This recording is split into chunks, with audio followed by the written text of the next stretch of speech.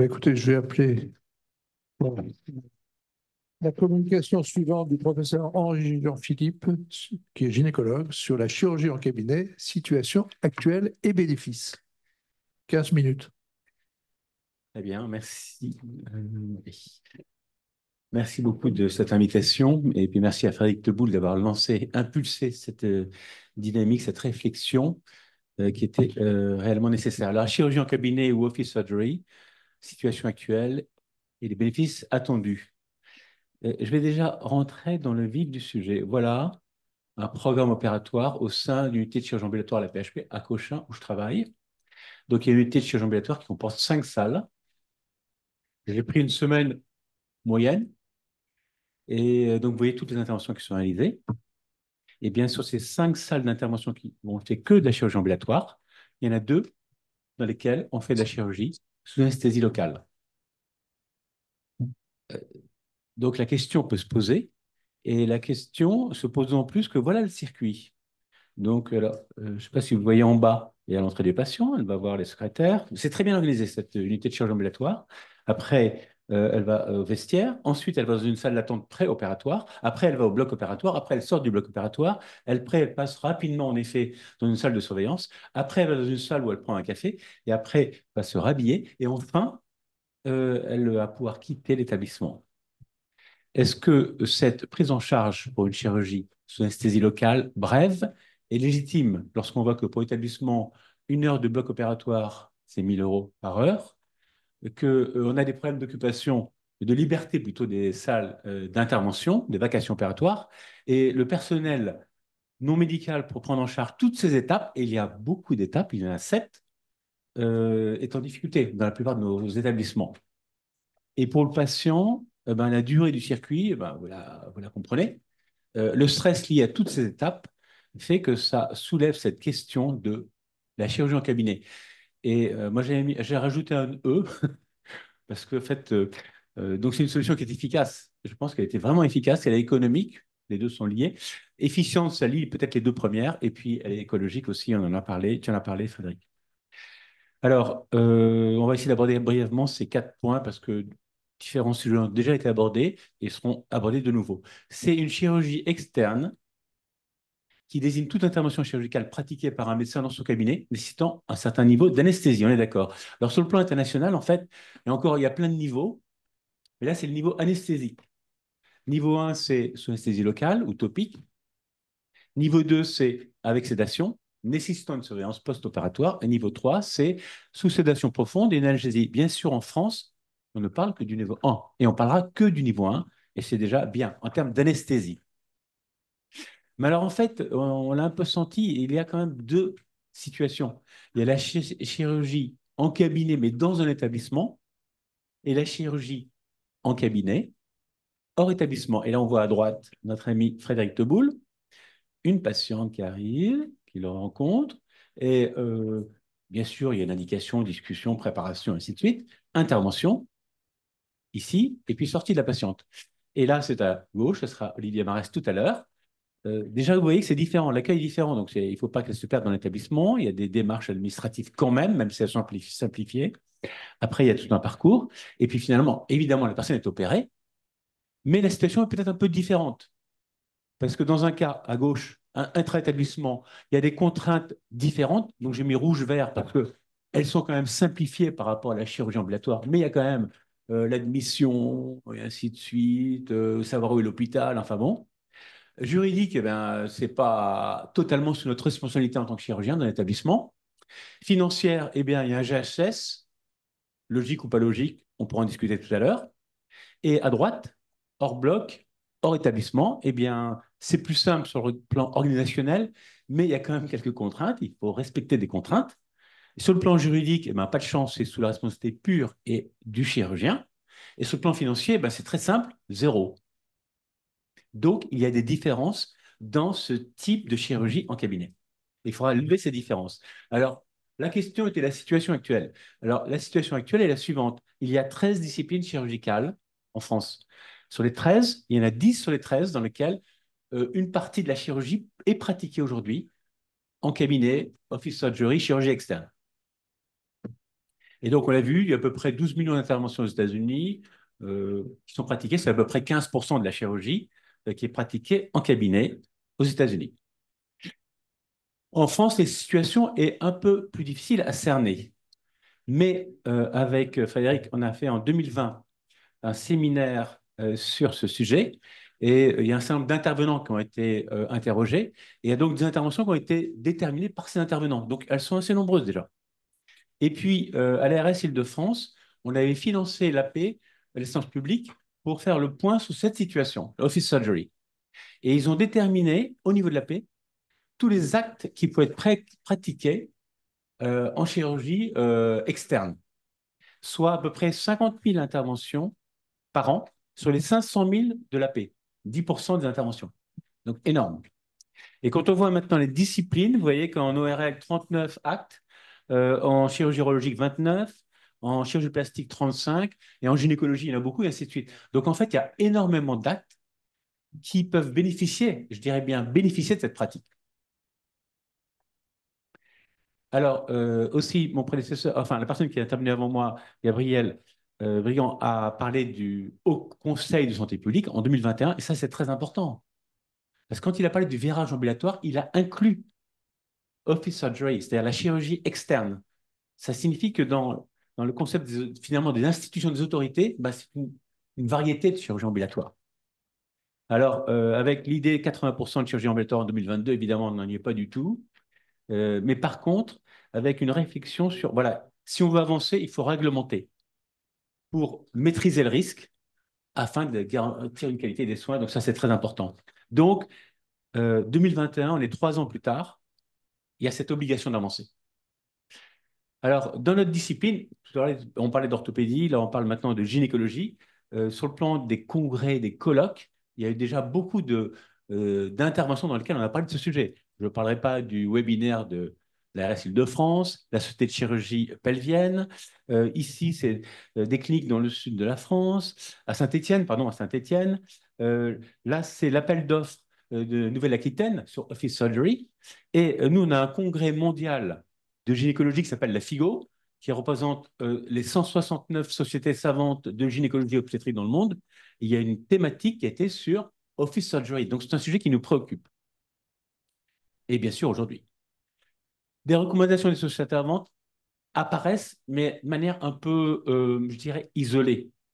Et donc, ça ne va pas. Ce qu'il faudrait, c'est que toutes ces 10 disciplines chirurgicales prennent position sur les conditions je pense qu'on avancera ensemble, sinon on ne pourra pas avancer.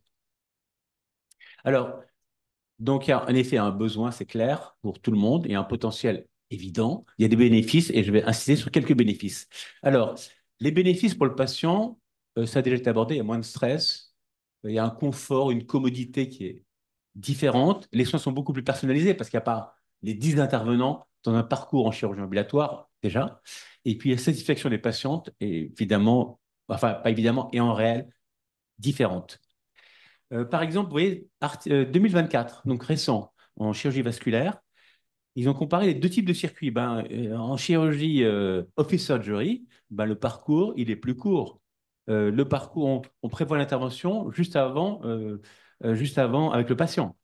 Ensuite, le délai d'attente avant l'intervention est beaucoup plus court, 2 fois plus court. La famille est en contact, les proches, juste avant l'intervention et juste après l'intervention. Il n'y a pas tout le circuit habituel. Et enfin, la patiente, elle sort dès que c'est terminé. Quand on va chez un dentiste pour poser une prothèse dentaire qui est parfois pénible, qui dure 2 heures, on sort tout de suite. On ne passe pas par une salle de surveillance. Alors, une étude aussi de 2023 très intéressante. Ils ont comparé, toujours, on compare en fait ambulatoire, parce que maintenant, ambulatoire, c'est la règle. L'ambulatoire à Office Surgery. Et sur plusieurs facteurs, est-ce que finalement ça leur a convenu? Est-ce que ça correspondait à leur attente? Est-ce que c'était finalement assez confortable? Est-ce que la prise en charge de la douleur sous anesthésie locale était acceptable? Est-ce que la douleur post-opératoire était acceptable? Est-ce que finalement ils recommanderaient cette pratique? Est-ce que le timing a été respecté? Et enfin, est-ce qu'ils sont satisfaits? Bien, entre ambulatoire, office surgery, identique, non significatif. Et quand on repose la question, c'est donc dans 96% des cas, les patients, les patientes bah, choisirait de nouveau Fist Surgery. Ça témoigne bien que voilà, finalement, c'est mieux pour les personnes. Chirurgien, bah, finalement, bah, il planifie lui-même l'intervention le plus souvent. Voilà, il va à la patiente, il dit voilà, bon, on va vous expliquer avantages, inconvénients, comme l'a dit, les bénéfices. Finalement, dans votre situation, vous pouvez bénéficier de cette organisation. Voilà.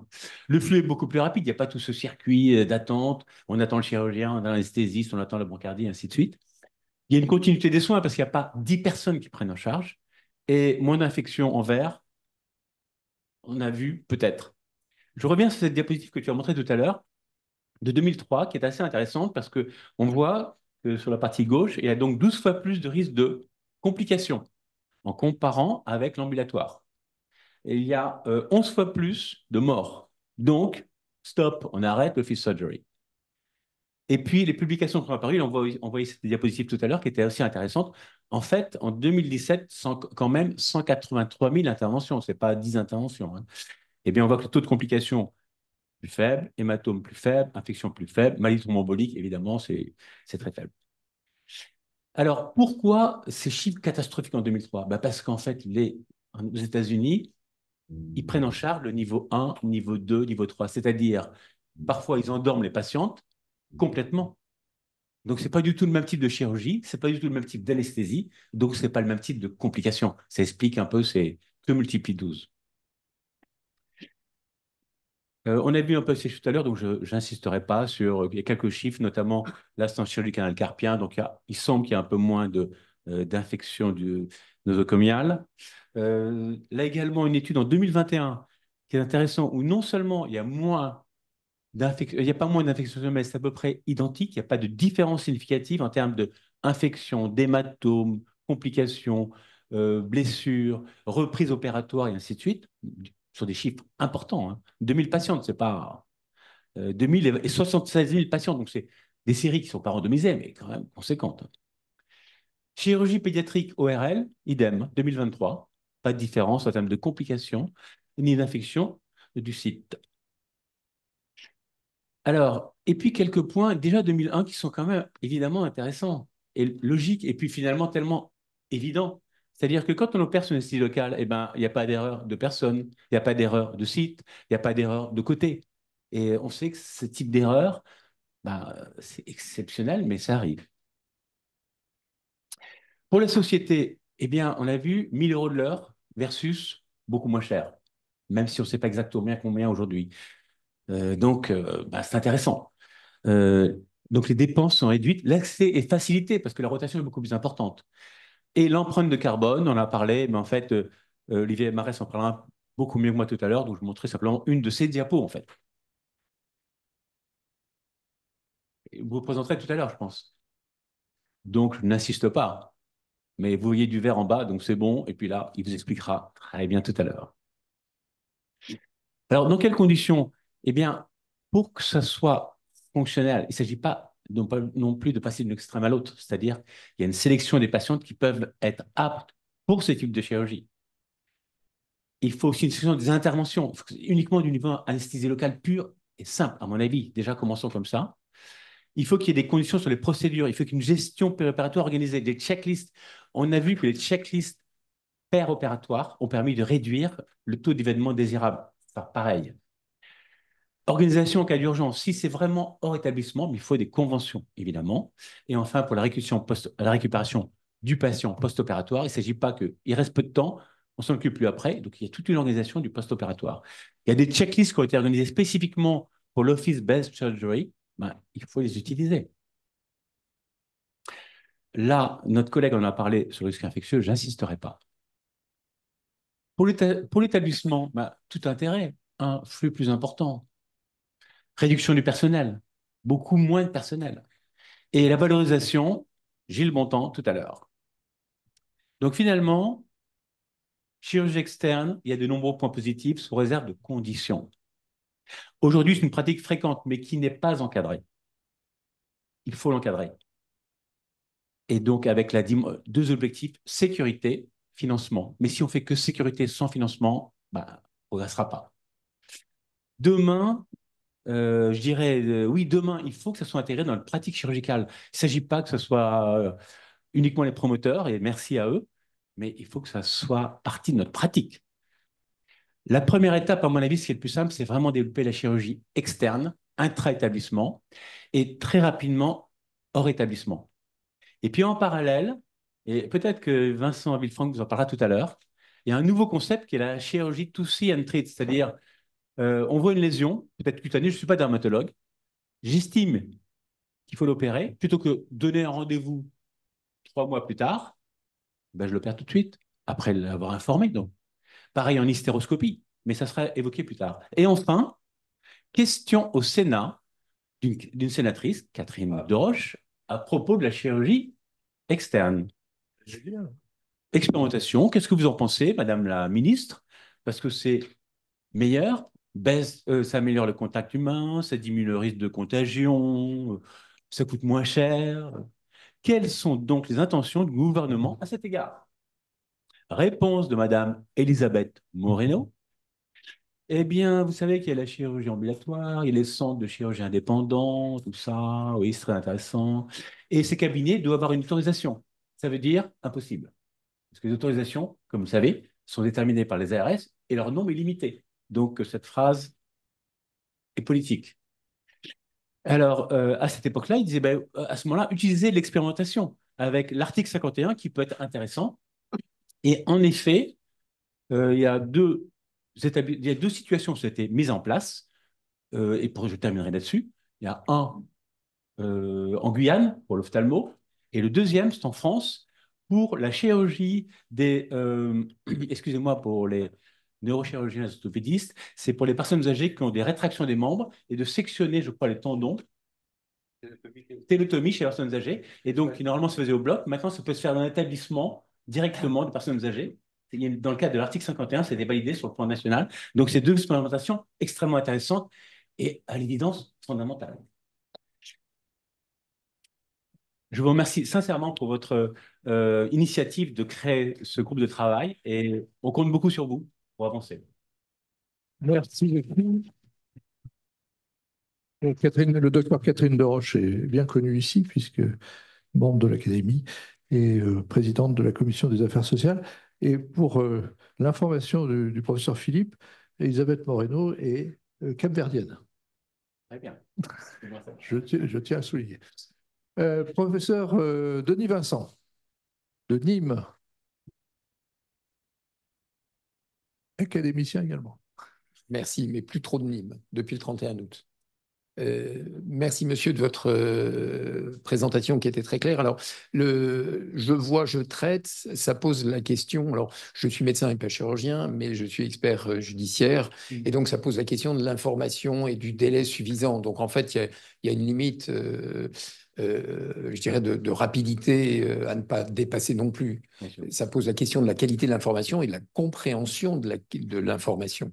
Et la deuxième chose, c'est les référentiels, parce que les avocats pourraient, en cas de complication, s'engouffrer dans la brèche en disant vous faites n'importe quoi, n'importe comment. Et vous avez raison d'insister sur la nécessité d'un cadre. Et merci à l'Académie de commencer à construire ce cadre. Alors, juste, première partie, je vois, je traite. Donc, je suis gynécologue. Les patients, imaginons que je la vois avec déjà des explorations d'imagerie et que je dis voilà, je pense que vous avez un polype ou un petit fibrome. Et je vais vérifier par hystéroscopie si c'est bien ce que je pensais. Et est-ce que vous êtes plutôt intéressé que si je le découvre et si je valide mon diagnostic initial, je le traite dans le même temps? Et si elle me dit oui, ben, je peux le faire. Si and suite. Vous voyez? C'est ça dans ce contexte-là. Ça dépend des contextes. Il ne s'agit pas de. Donc, c'est-à-dire que l'information initiale a été faite auparavant, bien sûr. C'est pas. Vous voyez, ça n'a pas été fait. Allô, oui, finalement, j'ai une possibilité, vous êtes d'accord pour gagner un peu de temps? Non. J'ai envisagé ces deux solutions, confirmation du diagnostic antérieur et intervention en même temps. Mais vous voyez un peu le gain? C'est pas comparable. Question du docteur Darmazet, qui est branché en visio. Oui, Vincent Darrouzé, ORL à Bordeaux. On a réfléchi avec le Collège national d'ORL justement à l'Office Surgery parce qu'on a une spécialité qui effectivement s'y prête beaucoup. Il y a déjà beaucoup d'actes chirurgicaux qui sont faits sur ce mode, comme les aératoires transtympaniques. Et on a développé à Bordeaux et à Marseille en particulier la chirurgie des petites lésions des cordes vocales au fibroscope, au laser, sous anesthésie locale. Mais c'est vrai que ça nécessite beaucoup de précautions, d'avoir un environnement sécurisé. Alors pour l'instant, c'est fait dans des CHU, mais il y a bien peu de collègues libéraux qui se sont lancés là-dedans, à part les aérateurs transtympaniques qui se font couramment depuis très longtemps, parce que c'est une anesthésie topique et que le risque infectieux est extrêmement minime, et qu'il n'y a pas besoin véritablement d'un encadrement de traitement de l'air, etc. Donc, je pense qu'effectivement, c'est une dynamique très intéressante et on a toute la journée du collège, il y a 2 ans, a été sur cette thématique avec des présentations diverses de toutes les surspécialités, otologie, rhinologie, parce que les rhinologistes enlèvent beaucoup de polypes aussi dans ces conditions-là. Et on a tous buté sur ce que vous venez de dire, mon cher collègue, c'est-à-dire les difficultés de financement, d'encadrement juridique, de validation par l'ARS des sites dans lesquels on peut développer ce type de chirurgie.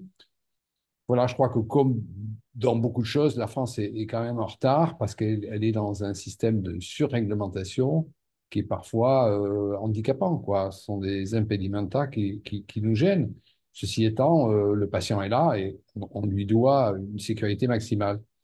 Mais c'est vrai que beaucoup de nos collègues butent sur le fait qu'ils ne sont pas correctement valorisés. Enfin, l'acte ne sera pas correctement valorisé en office surgery par rapport à ce qu'il est en clinique. Si je peux me permettre juste brièvement 2 points.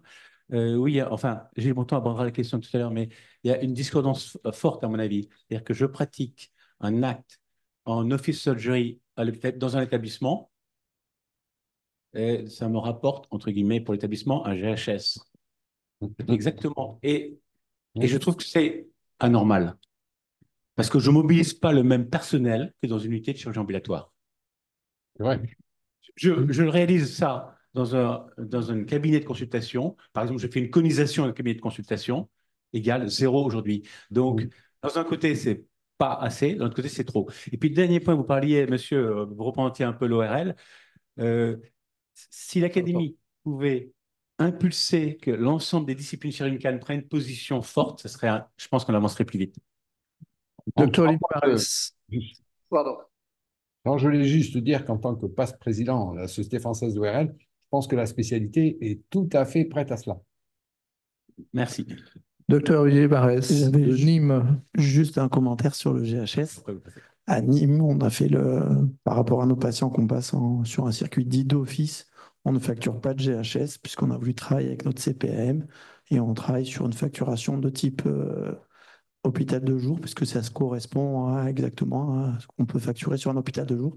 Donc on ne facture pas de GHS pour rester dans la réglementation et pas avoir de biais. Mais c'est juste pour dire que c'est des facturations qu'on a négociées avec notre CPM. Oui, donc vous êtes dans le sud, de vous négocier, c'est normal. On est dans une petite structure qui permet au CHU de ne pas être endetté et qui est bénéficiaire depuis 20 ans. Alors, pour intervenir sur la facturation du GHS, maintenant, il y a un texte qui permet de le faire depuis septembre 2020. Ah oui. À partir du moment où tu fais un acte CCAM classant, tu as le droit et que tu es au sein d'un établissement de santé, tu as le droit de facturer un GHS. Donc, tu n'es pas obligé de passer par l'artifice de l'hôpital de jour. Négociation. Le micro, s'il vous plaît, parce que en visio, personne ne vous entend. Moi, je vous entends, mais On a changé ça il y a environ 7 ans quand on avait institutionnalisé le parcours. Et j'avoue que je ne suis pas au courant de cette directive et on ne l'a pas changé avec la direction des soins. Et pour rebondir sur ce que disait Henri Jean, il y a quelque chose d'extrêmement important, c'est qu'aujourd'hui, la pratique de la chirurgie, nous on l'appelle hors bloc en établissement de santé, est extrêmement rémunératrice pour les établissements. Donc on a gagné plus d'1 million d'euros avec ce genre de procédure, alors qu'en effet, en cabinet, on ne peut rien facturer. Ouais. Donc en Docteur établissement, nous, on essaye de se mettre en moteur pour montrer que c'est quelque chose de faisable, c'est-à-dire qu'on fait de la chirurgie en cabinet, mais au sein d'établissements, et on montre que c'est beaucoup plus rentable pour les établissements de santé et pour la société. Mais en effet, aujourd'hui, en cabinet, on n'a pas de solution. Ouais, alors, c'est exactement le problème. Tout à l'heure, notre collègue ophtalmo disait il faut que le privé et le public, enfin, on travaille tous ensemble. Et c'est la dynamique qu'on doit avoir dans toutes les spécialités. Il faut arrêter de cliver Si je peux me public-privé. permettre d'intervenir, Voilà. oui, c'était ce que je voulais Et intervenir. C'est tout voilà, à fait alors on ça. y vient. Alors, moi, je suis un libéral. J'ai des collègues qui sont hospitaliers universitaires. Alors, effectivement, quand on fait un acte à l'hôpital, on peut trouver des accords avec, surtout dans les régions particulières, on peut trouver des accords avec les l'ARS locales quand c'est plus petit, mais il faut réussir à avoir quelque chose qui soit national et qu'on puisse appliquer à tout le monde. Et ça, c'est la CNAM qui doit le faire. Et on a la chance d'avoir aujourd'hui le docteur Botan qui va nous aider probablement, et je l'espère par la suite, parce qu'on va avoir besoin de lui pour participer à des groupes de travail. Mais en tous les cas, il faut que, moi, quand je fais un canapé en cabinet, je ne suis pas rémunéré. Je ne suis pas rémunéré, j'ai pas de GHS. Donc c'est le patient qui va régler. Et finalement, je gagne moins quand je le fais au cabinet que quand je le fais au bloc opératoire. C'est paradoxal, hein. Je devrais le pousser au bloc opératoire pour gagner plus. Ben non, parce que c'est plus avantageux pour le patient. Et je pense que c'est l'avenir aussi. Donc, à un moment donné, il va falloir qu'on arrive à équilibrer les choses de manière intelligente et que ça soit pour le bénéfice du patient dans un contexte de sécurité. Docteur Rosenbaum. Oui, pour rebondir exactement là-dessus, il y a un certain nombre d'années, j'avais l'occasion d'entretenir avec le sénateur Debré, puisque c'était son père ou son, je ne sais plus, qui avait fait les CHU à Son l'époque. grand-père. Son grand-père, voilà. Mais Et je lui disais quand. c'était Isabelle. Non, là, c'est un homme, Robert. Oui, Et- non, mais la sénatrice, c'était Isabelle. Non, là, c'était un homme, ce sénateur Debré. Bernard. Non, Bernard était député, Jean-Louis Alors, était député, Isabelle était sénatrice. Bon, alors. Ils avaient Donc- verrouillé quand même le Donc, système. alors, bon, peu importe, c'est député ou sénateur, enfin, peu importe. Et alors, donc, je lui disais, quand ce clivage CHU privé va disparaître, parce qu'il faut vraiment travailler sur une complémentarité, et si ici, c'est l'occasion de discuter sur un groupe de travail, je crois que il n'y a aucune perspective positive sur une compétition entre l'hôpital et le privé, puisque on défend quoi? Des problèmes de rémunération, là on rémunère pas. C'est pas du tout dans l'intérêt du patient. L'intérêt du patient, l'intérêt national, l'intérêt du réseau de soins nationaux, c'est d'aller vers une complémentarité entre les groupes hospitaliers publics et le privé. Ça paraît tout à fait logique. Et ça va aussi avec les financements. Une question. Ou un commentaire. Bonjour, oui, je suis François Molins, chirurgien à l'hôpital de Gonesse. Une question concernant la responsabilité. Quelle est la position des assurances vis-à-vis d'un dommage éventuel qui pourrait survenir à l'occasion d'une chirurgie hors bloc actuellement? Est-ce qu'ils pensent que c'est quelque chose de normal ou d'exceptionnel? Docteur Teboul. Juste, moi je parlais dans le intra-établissement, il n'y a pas de difficulté particulière. Ce qui est plus compliqué, c'est hors établissement. C'est ça, oui. Intra-établissement, à partir du moment là que tu es fait intra-établissement, c'est-à-dire que ce soit dans une clinique privée, c'est-à-dire au sein de la clinique, mais dans un box à côté du bloc opératoire, ou bien à l'hôpital dans un box à côté du bloc opératoire, la responsabilité civile reste la même. On a un expert à côté de nous, Yves Jacob, qui est un expert De cours de S-Monde, cassation. de cours de cassation, c'est quand même exceptionnel, qui pourrait répondre beaucoup mieux que moi à cette question, mais en tous les cas, en cabinet, voilà, je pense que il va nous apporter encore plus d'éléments, mais moi, en cabinet, en l'occurrence, en libéral pur, c'est mon assureur qui m'a fait des clauses particulières à ma RCP.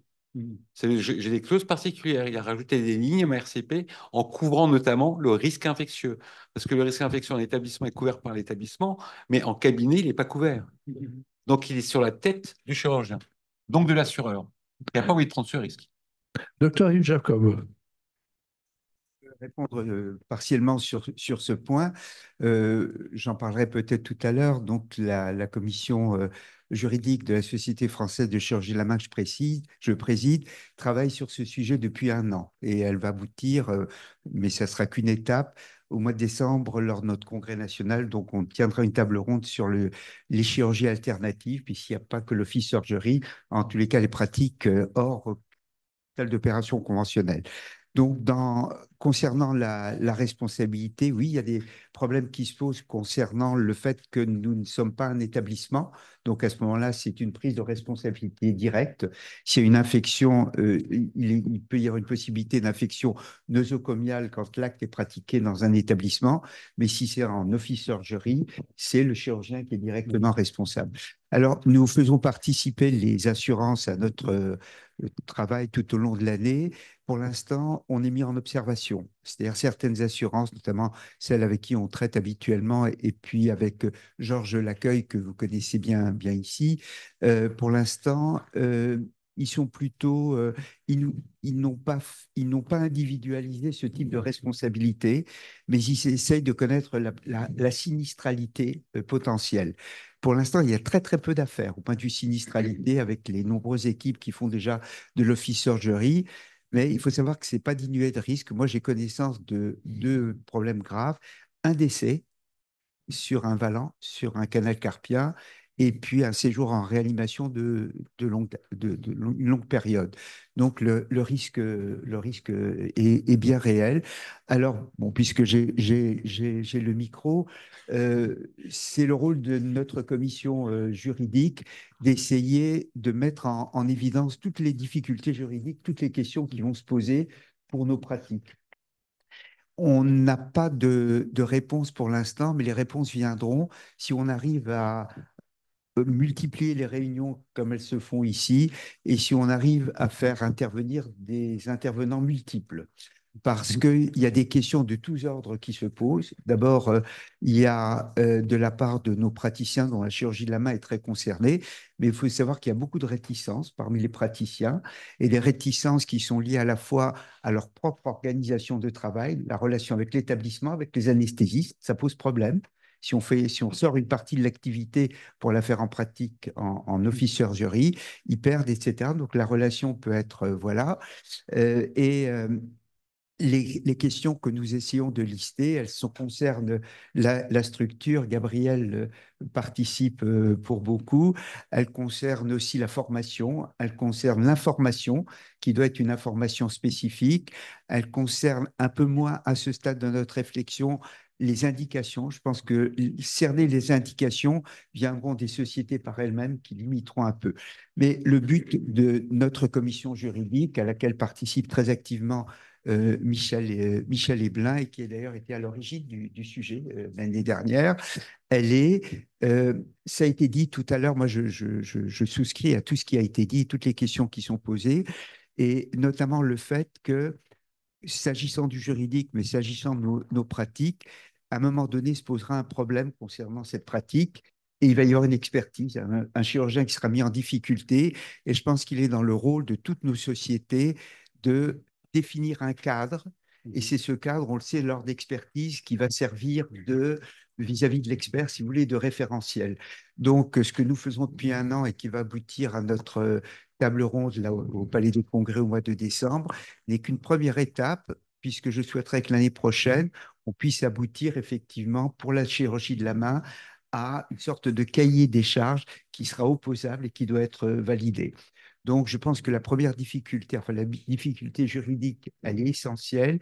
Et la deuxième, mais on va voir la réponse et je suis vraiment ravi et impatient de l'attendre, c'est de M. Bontemps, parce que même si on a beaucoup de bonne volonté, on ne peut rien faire, en sachant que là aussi, je suis vraiment très heureux de vous avoir entendu, puisque ça a été au départ dans notre, pardon de prendre encore une minute, ça a été le départ de notre réflexion, puisqu'on voulait s'intéresser qu'à l'office surgery, mais ce n'est pas suffisant, parce qu'effectivement, dans les établissements privés ou publics, on cherche des structures alternatives pour fonctionner, et pour des raisons diverses aussi, l'intérêt des patients peut-être, mais aussi parce que certains d'entre nous connaissons des difficultés pour avoir des accès au bloc opératoire, etc.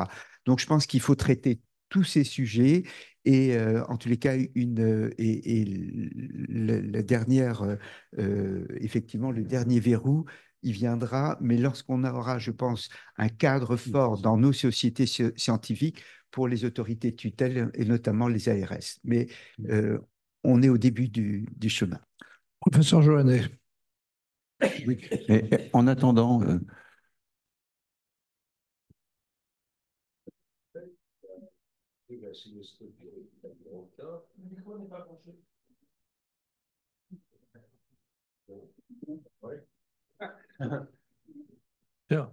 Sur le bouton. Il faut appuyer sur le bouton, c'est beaucoup mieux, oui, d'accord.